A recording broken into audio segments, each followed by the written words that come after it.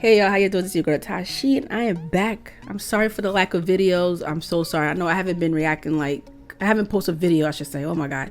I haven't posted a video in such a long time. That's because it's been hot. I got my AC right here, but it makes a lot of noise. And we was like in the 90s. It was like 92 degrees, 95 the other day. It was just been so hot. So sorry for the lack of videos, okay? Today hasn't been that bad. So I'm able to make as many videos as I can, okay? So forgive me. Please forgive me. So anyway, we're going to be reacting to I Was Wrong About the Average Brit. So let's get straight to it. Meet Emma. She's not a celebrity, a politician, nor a social media influencer, but somehow most of you already know her. Who exactly is she? Well, Emma is, for all intents and purposes, the most average Brit currently alive. What does her day-to-day look like? How much does she make? How's her sex life? Is she happy? All of this information about Emma, we can actually get by boiling down the data available to us via the Office of National Statistics and other sources to find exactly what the exact average of a British person is like. This is heavily inspired by John Green's video on the average American, a link in the doobly-doo. My name is Evan Ettinger, and today let's find out about the average Brit. You already know her name, which is Emma. Not a random choice, by the way. It's based on the most popular name for girls born in 1983.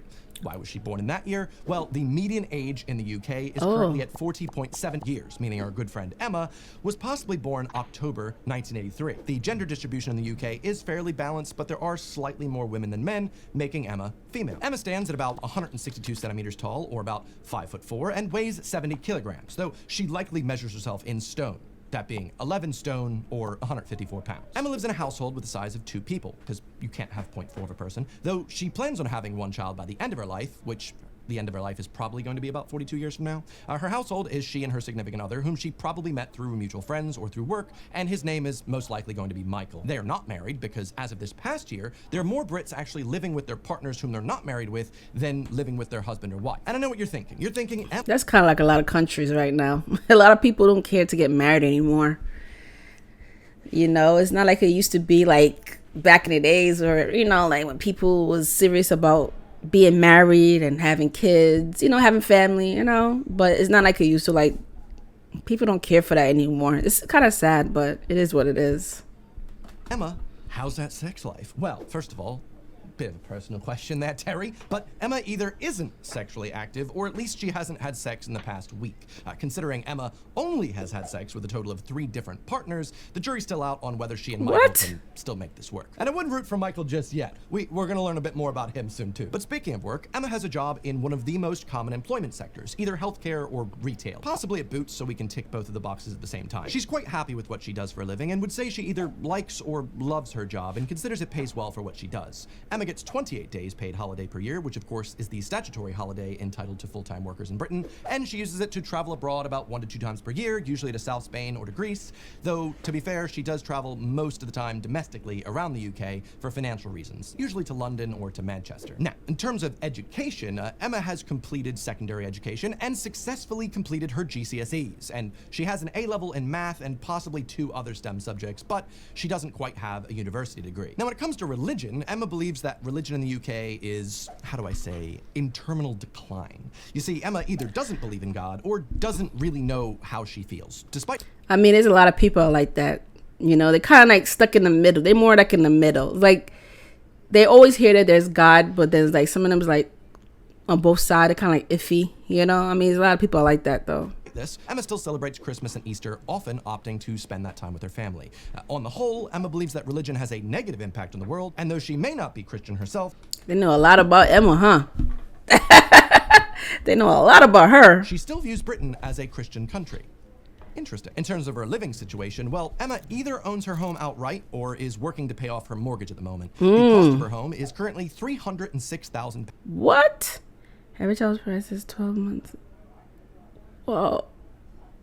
Pounds, but she bought it for significantly less. Emma spends about 25.7% of her income on housing, which is typical in the UK, but does depend on where she lives. Look at Ireland. Look at Ireland. Wow. Okay. She lives within 25 kilometers of her hometown, which is either a commuter town of London or Manchester. Most likely, I'm going to say it's in Leicestershire, where, rest assured, she lives a healthy life. But what makes up Emma's healthy life? A well-rounded diet. you could say. Emma enjoys eating meat and eats dairy foods multiple times a day. Her favorite cuisines include Italian, Chinese, British, and Indian, and she admits to eating junk food at least once a week. I'm like this. I'm the same way too. I do eat junk food, but it'd be like once a week, you know, like on a Friday or on a Saturday. I would eat like any fast food, you know, Chinese food, or I don't know. It doesn't really matter, but yeah. Only once a week. When she does snack, which is at least once a day, Emma reaches for a bag of crisps or maybe a cookie, which she prefers to biscuits, while her partner Michael prefers hamburgers or pizza for junk food. Emma enjoys sharing her food with others, and in fact, she enjoys sharing her food more since lockdown has ended. You don't have to check the date, it is 2024 when I'm uploading this. Emma does not enjoy sparkling water. Her drink of choice is tap water, though she does enjoy drinking tea, coffee. Well, she remind me of I'm the same way too. I don't really like sparkling water like that. The only sparkling water that I could say I like is the one that's in Trader Joe's. I forgot the name of it. I'll probably show you a picture. I feel like that's the only sparkling water I like. For some reason, they sparkling water tastes so good. But yeah, I'd rather tap water. And fizzy drinks throughout the week. Because I know you're wondering, yes, Emma really does enjoy tea, and she consumes about 10 cups of tea per week, opting... I'm not much of a tea person. I'm really not. The only time I drink tea, I just, you know, if my stomach's hurting me, that's the only time I drink tea. I know, I don't really drink tea like that. I'm not much of a tea person. I'd rather drink coffee and hot chocolate. That's it. Not to put any sugar but tea, in, like 75% not really. of Brits as well. But in terms of alcohol, Emma drinks about 2 to 3 times per week. And I don't that's usually drink, wine, whereas her partner, Michael, he prefers drinking beer. If the person that she's with at the pub isn't ordering alcohol, Emma's happy not to order any alcohol as well. Whereas Michael, on the other hand, he doesn't care. He'll have a drink anyway. Emma doesn't smoke any nicotine products, but in regards to cannabis use, she supports either the legalization or the decriminalization of marijuana use, along with 65% of the British public. But if a doctor did prescribe her cannabis, Emma would happily take it as a medicine. Now, because of her frequent consumption of junk food, Emma is classed as overweight, with a BMI of just over 25. But she's overweight? I mean, 150 is overweight? And how old is she? I thought she was 40. Wow. Okay, I'm just looking at the numbers here. Other than that, she lives a healthy life, with walking being her chosen method of exercise. That's she does good. have hay fever, which she finds quite annoying, and it limits her ability to take part in certain activities. I feel like, as an aside, every Brit I know has hay fever. I feel like the only person I know that's Is that just true? Like, why y'all sneezing? But otherwise, Wow. He said most of people in Brit. NHS available to her, and she isn't too stressed about her health at the moment, though the increasing wait times at the NHS does leave her quite dissatisfied. When Emma goes out grocery shopping, she almost always buys the following 5 items. See how many of these you also buy. A 2-pint carton of semi-skim milk, pre-packed sliced ham, unsweetened breakfast cereal like Weetabix, bacon, and a bar of milk chocolate. Now, oh, I just had that chocolate the other day. I just had that chocolate. But I think I got the one with the fruits in it. In terms of leisure, I pronounce it leisure still. I think leisure sounds a bit like Emma's not with Michael. Anyway, Emma spends about 1 hour and 48 minutes a day on social media and likes to watch TV or stream shows, having most definitely watched Happy Valley, Eurovision, and The Great British Bake Off. How's that show, Happy Valley? Let me know. I'm curious. Though she is most likely to watch these alone. Because, what? I guess Michael's just too busy. Too busy to watch TV with her, too busy to have sex with her. Come on, Michael.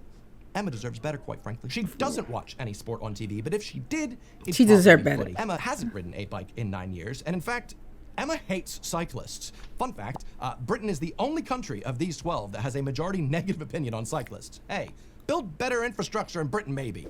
Emma, and bulldoze Kensington and Chelsea. Even though she works full-time, Emma still ends up spending an extra 3 hours and 37 minutes per day doing unpaid work, like housework, caring for others, or volunteering. Unlike Michael, who only contributes 2 hours and 43 minutes of unpaid labor. The cheek! Sadly, Emma only gets to spend about 32 minutes a day socializing with the people she cares about, and she wishes she had more time to do so. Though, to be fair, she's spending more than 3 times that amount on social media alone. But Emma has watched a few videos from Evan Edinger when they come up on her homepage, like his video on the NHS doctor reacting to US hospital prices. But for some reason, she hasn't quite hit the subscribe button. She did give this video a thumbs up, though, for the meta commentary. In terms of politics, Emma is politically engaged to some extent. She identifies as a centrist, perhaps leaning a bit towards the Lib Dems or the Labour Party, and Emma supports LGBTQ rights, along with 86% of her peers. But yet she doesn't really care about the sexuality of any elected officials. They're all shit anyway. Her words, not mine. The thing is, Emma's quite dissatisfied with the UK government, and that's not a fringe opinion, as 80% of Brits agree with her. She also believes that in most ways... I mean, a lot of people have problems with their own country. Everybody has problems with their government. We all do. We all do. Not all. I don't want to say all, but most majority of us do have problems with our government. We all. The UK is That's one thing we have in common. 14 years ago, before the Conservative government took control, though she did vote them in. Emma is now pretty firm in her belief that leaving the EU was a mistake, even though she also did vote for Brexit. And for a weird fun fact about Emma, when given the choice between being stuck in a forest with a man or a bear, Emma would probably choose the man. Though if she were 12 years younger, she'd probably choose the bear. Interesting that. So that's Emma, our average Briton. I find it interesting to compare what Emma's life is like compared to mine. I still have absolutely no idea how Emma consumes that much tea, but I told my girlfriend about the fact that Emma drinks 10 cups a week, and she just replied, "Those be rookie numbers." Personally, I can't have anything with caffeine and after 3 p.m. I like having good sleep, thank you very much. Me too. I'd really love to know how similar your 5 items that you get from the grocery store are, because I'd say when I first moved to the UK, my 5 items were pretty much the same as Emma's. Milk, sliced meat, cereal, albeit something sweeter, bacon, and, well, probably not chocolate. I'm not really a snacker at all, never have been. These days, my 5 grocery items would probably be eggs, sausage, whole wheat bread, Greek yogurt or skyr, and chicken breast fillets. That's just me. Also, this is an ancient video I did on my channel, but at one point I recounted that I would always buy a bag of frozen veg every time I went to the Asda, because I just felt like the cashier was gonna judge me for getting all these oven meals and frozen pizzas. So I'd be like, here we go, a well-balanced diet. I would never actually eat any of the frozen veg. It would just sit in the bottom of my freezer until I moved. Another interesting thing I found about Emma was that she earns 22 grand a year, but only spends 25% of it on housing, which isn't bad. It's pretty insane to me as a Londoner. That means she's spending about £5,500 a year on housing, which works out to be about £450 a month. I assume that's because her partner's helping her, and she also lives in I forgot about that. I forgot she has someone helping her, because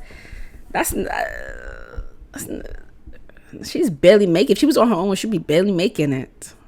Like, that's not even a lot of money today. I don't know how it is out there, but here in America, it's not a lot. It's not enough. Checked it. The average cost of a room per month in Leicestershire is about £500 to £600, so that's pretty cheap even for her area. The average cost in London at the moment is just under £1,000 a month for a room, so her salary wouldn't really be feasible in London. But one of the big things I want you to focus on as we're discussing what the average Brit is like is that we as a society have gotten so much more accepting and so much more progressive since the day that Emma was born. In fact, back then in 1983, 50% of Brits, 1 out of every 2 surveyed, said same-sex relationships were always wrong, whereas right now, that's at 9%. It's a huge shift. Still a bit high, but that's massive. But even though, as of today, only 16% of British people feel like ironing is a woman's job, compared to 75% back then, interestingly, women on average are still performing the majority of household chores. So Michael in 2024 is like, Emma, listen, I love you. And ironing is not your job. But a footy's on. Can you do it anyway? Come on, Michael, together.